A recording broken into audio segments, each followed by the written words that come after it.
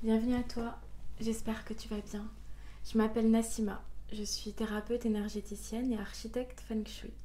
Et aujourd'hui, dans cette vidéo, j'ai envie d'aborder l'année 2023, ce qu'il en reste, et en quoi est-ce que ça va être c'est une année vraiment majeure par rapport aux 20 prochaines années qui arrivent.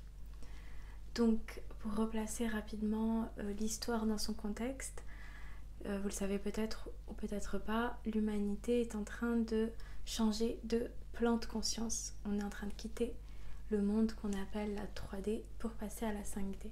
Donc on est en train de quitter ce monde duel dans lequel l'illusion de séparation est la base de notre réalité. Ça veut dire il y a moi et il y a l'autre, pour aller vers un monde, une nouvelle réalité qui est sur des plans qu'on appelle de 5e dimension de conscience, qui sont des vibrations plus élevées dans lesquelles l'amour est au centre de cette réalité, contrairement à la 3D où ce sont les peurs qui sont au centre. Et donc dans cette 5D, l'humain revient au centre. Et la vie est régie autour de valeurs du cœur, d'entraide, de bienveillance, de partage, où l'autre fait partie de moi, l'autre est moi. Je suis l'autre, nous sommes tous un, et voilà, il y a vraiment une souvenance de qui on est, d'où on vient, pourquoi on est là. Donc ça, c'est l'explication rapide.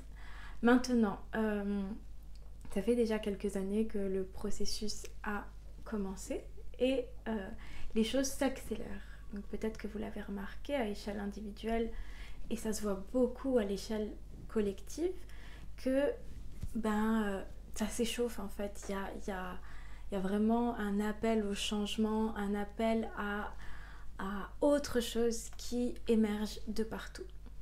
Et ça se comprend parce que de tout temps en fait, si on regarde en arrière, eh bien l'homme a tout le temps eu besoin d'aller se sécuriser en fait dans la matière, en accumulant des biens, en accumulant de la richesse, en gardant les choses pour soi, en ne partageant pas. Bien sûr, voilà, tout le monde sait en fait dans quelle réalité on a vécu jusque-là, pas la peine de s'étendre là-dessus. Et toute cette réalité fait qu'on a développé des comportements de plus en plus égoïstes, de plus en plus superficiels.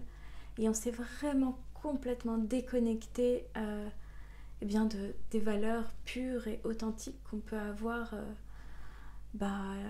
quand on est enfant, quand on arrive sur Terre et qu'on n'a pas encore été souillé par ces modes de pensée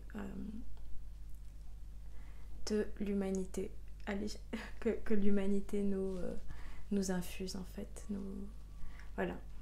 Et donc, dès l'année prochaine, 2024, le début de l'année 2024, on entre dans une nouvelle période.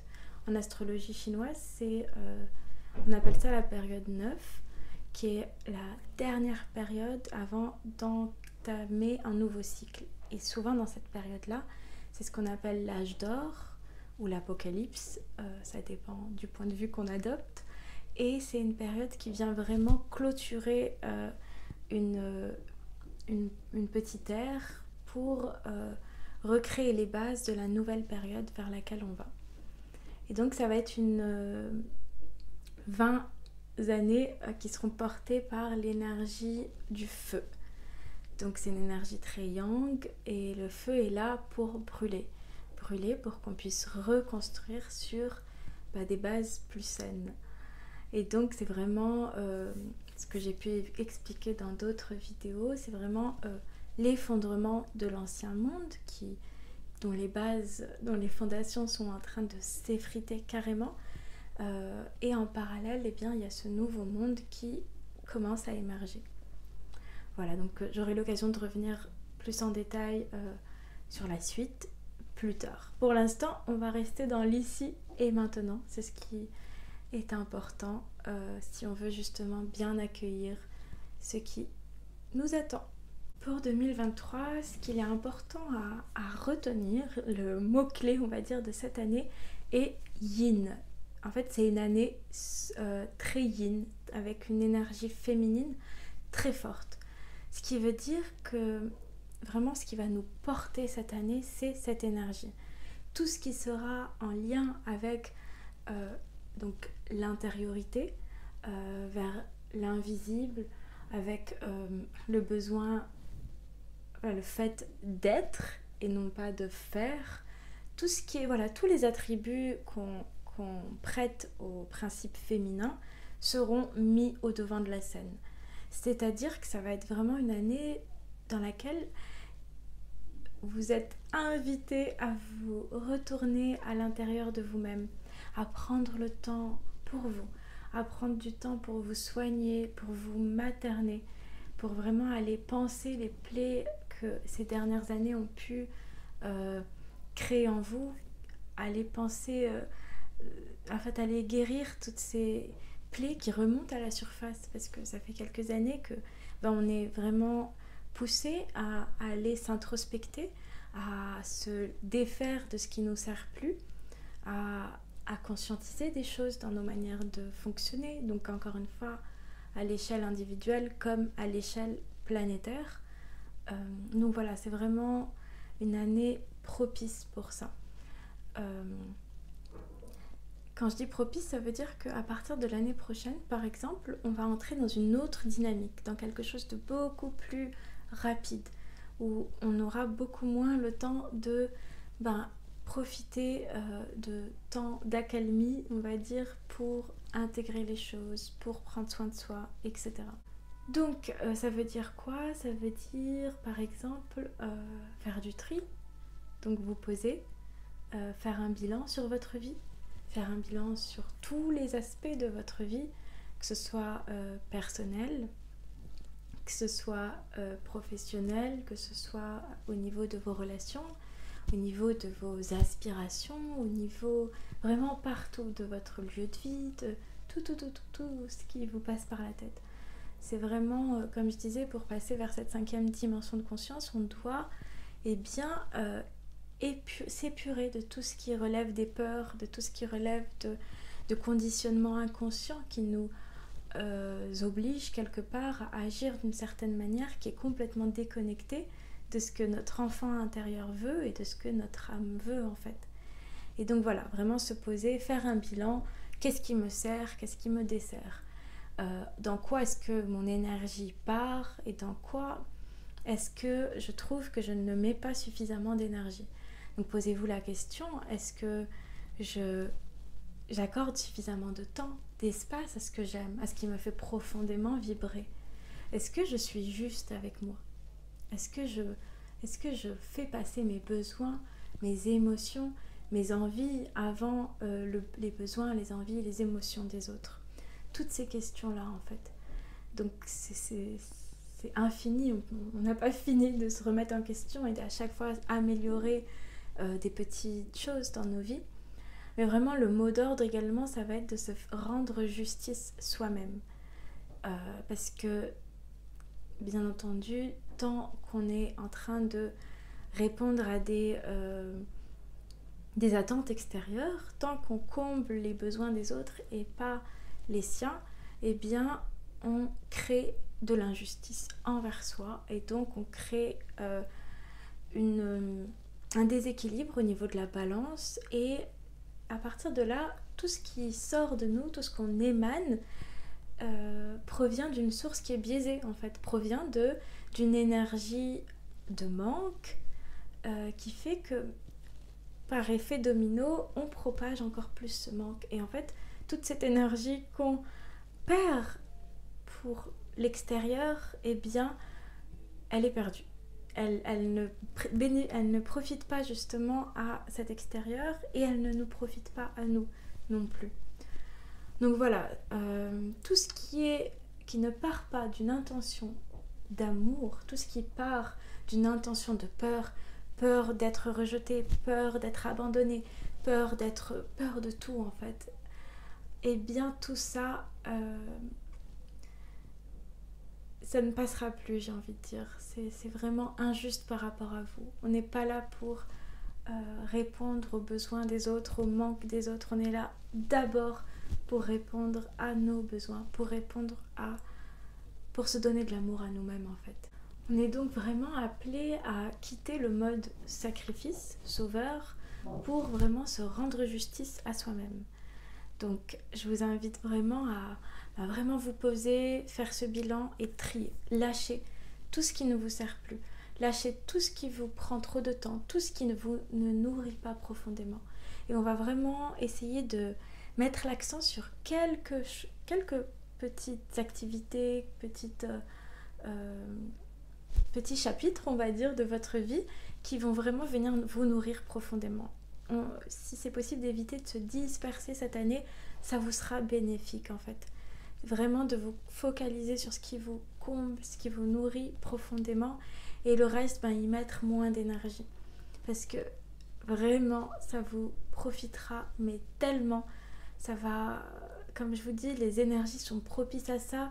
Tout est multiplié quelque part. C'est-à-dire tous les petits efforts quelque part de conscientisation, d'être conscient et d'être dans le moment présent et de vous apporter l'amour qu'il vous faut, l'amour juste qu'il vous faut, et bien tous ces efforts-là vont être récompensés et vont être multipliés. Voilà, c'est à mon sens très important et si je peux vous conseiller quelque chose, c'est vraiment ça. Tout ce qui va vous amener vers votre intériorité, vers prendre soin de vous, vers que ce soit des activités par exemple yin, que ce soit aller dans la nature. Ça, si vous pouvez aussi maximiser vos contacts avec la nature, vous en bénéficierez mais tellement.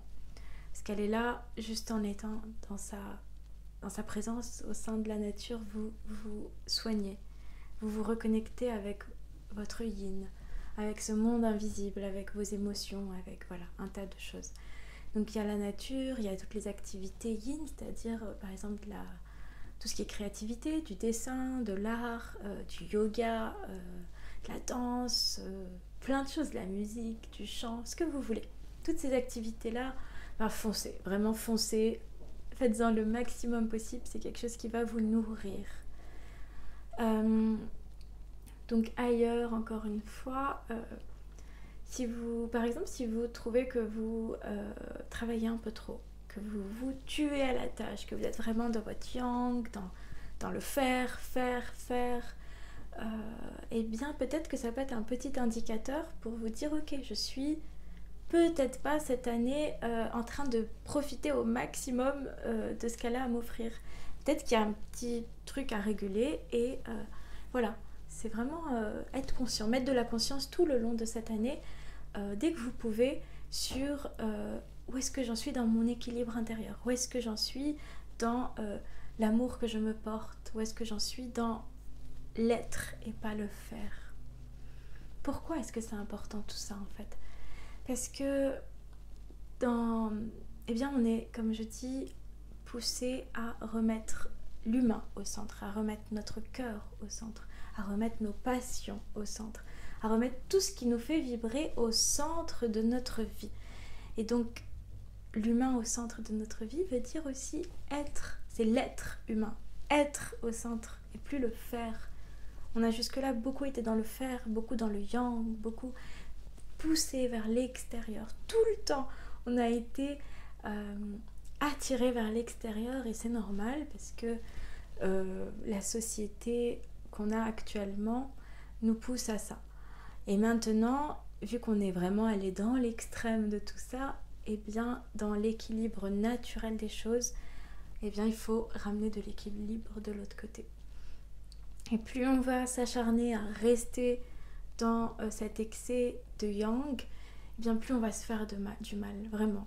Déjà, ça se ressent à différents plans et je pense que ça va de moins en moins pardonner, quelque part. Et pour notre plus grand bien, toujours, tout ça.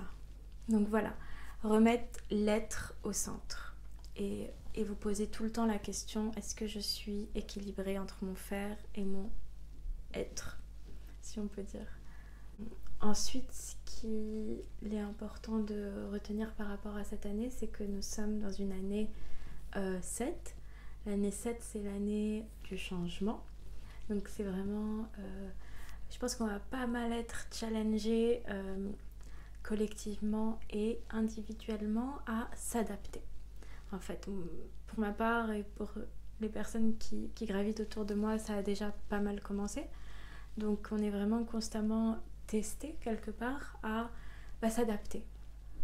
Pour notre plus grand bien, encore une fois, parce que quelque part, on essaie de nous faire sortir de notre zone de confort, on essaie de nous faire sortir de ce qu'on a acquis, parce que plus on s'accroche à ce qui est acquis, plus on se limite, en fait, on limite notre être véritable qui lui est illimité, et donc on limite nos possibilités de création.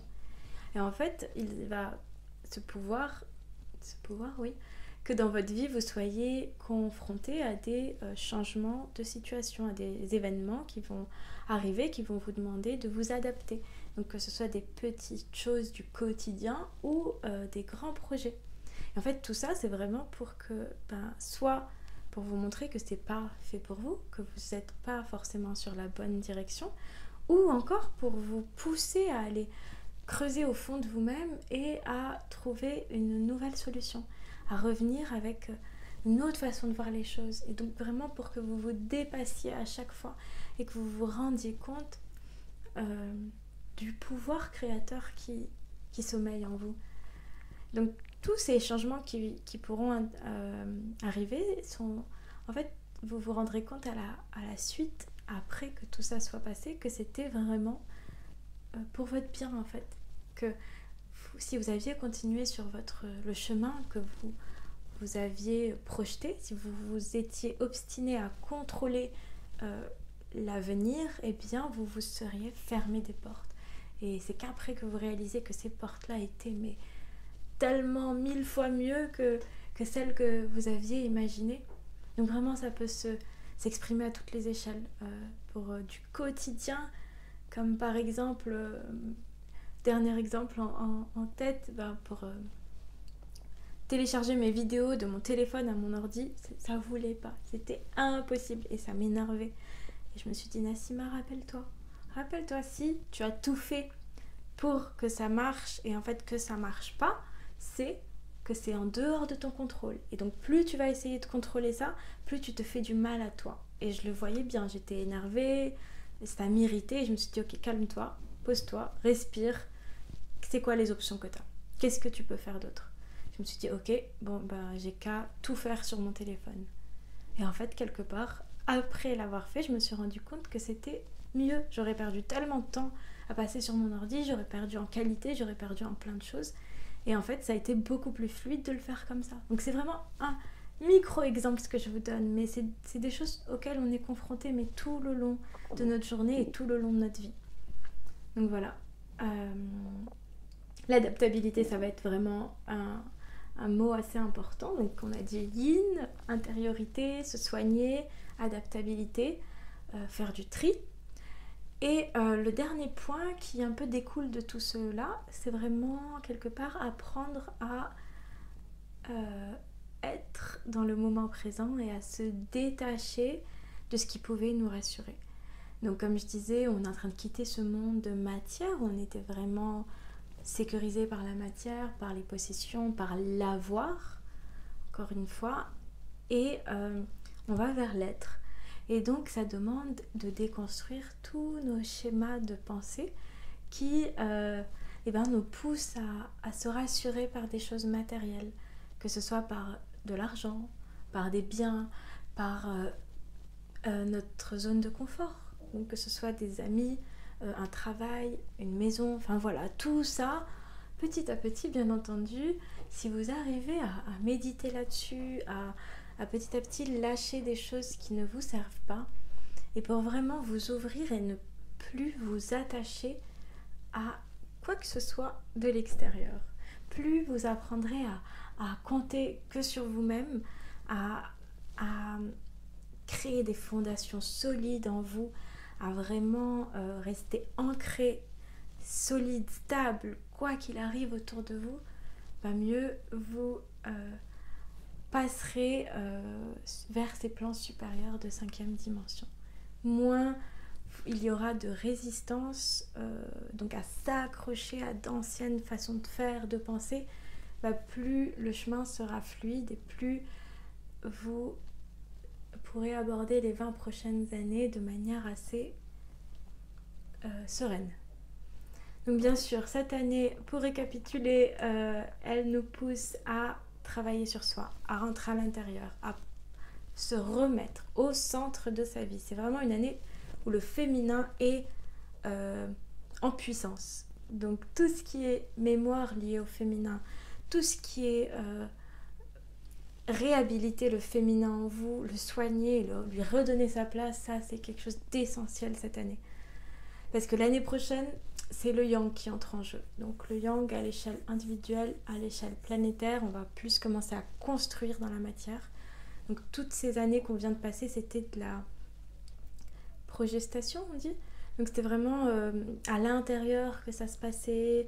Bien sûr, il y a des allers-retours avec l'extérieur, sinon c'est pas possible. Et donc voilà, on a fait un grand ménage déjà au niveau des énergies individuelles et collectives, notamment donc encore une fois dans tout ce qui concerne le féminin. Et là, on est en train de faire les finitions. On est en train d'aller chercher les recoins et voilà. Et l'année prochaine, on entre vraiment dans cette énergie yang pour bien matérialiser, donner vie à ce qui était en gestation en nous jusque-là. Voilà, bien entendu, c'est pas linéaire, c'est des allers-retours, on continue à se soigner même après, etc. Mais bon, retenez juste que c'est une année qui vous aidera beaucoup si vous vous retournez à l'intérieur et si vous choisissez de remettre de la lumière sur vos parts d'ombre, sur vos parts inconscientes. Vraiment ramener tout ce que vous pouvez, le maximum de cet espace inconscient vers la conscience, vers la lumière. Et donc vous serez moins dirigé par ces choses inconscientes. Et vous serez plus maître de votre vie et plus créateur de ce nouveau monde. Voilà. Je m'excuse déjà si c'est un peu brouillon tout ce que je vous ai dit. J'avais beaucoup de choses à expliquer et j'ai un peu la pensée en arborescence. J'espère que ça restera compréhensible et j'espère que ça vous aura apporté quelques éclairages. Vous pouvez me laisser vos avis en commentaire et si ça vous a plu, vous pouvez laisser un petit pouce, ça m'aidera beaucoup. Je vous remercie beaucoup et je vous dis à très bientôt. Prenez soin de vous. Au revoir.